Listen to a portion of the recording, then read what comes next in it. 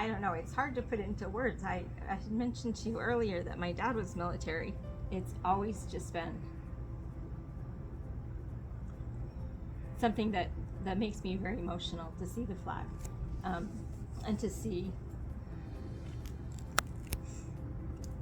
anyone anywhere in the armed services in uniform.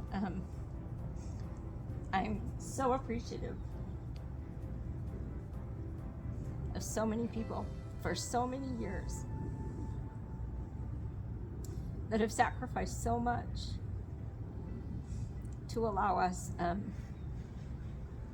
to fly that flag and to live here in a country where people don't understand the freedoms I think sometimes that we have.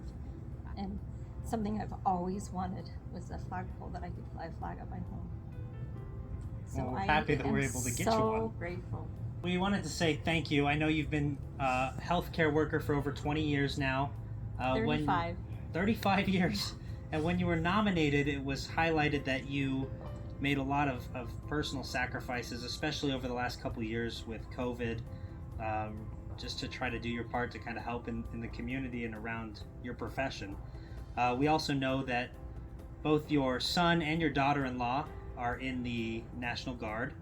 And like you previously mentioned, your father, and we just wanted to say thank you for the support that you give the military community as well as your local community through healthcare. So thank you so much for what you do.